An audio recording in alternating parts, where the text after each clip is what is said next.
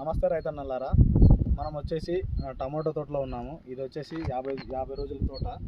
Present వచ్చేసి మనకి 45 రోజులప్పుడు ధనుకావర్ లానోవా MC set క్యాల్బిట్సీ spray చేయడం జరిగింది. సో ఈ ధనుకావర్ లానోవాకి వచ్చేసి మనకి ఊజీను, పురుగు, ట్రిప్స్, దోమ అన్నీ కంట్రోల్ అయినాయి. అన్నీ కంట్రోల్ అయిన తర్వాత తోట ఈ విధంగా ఉంది.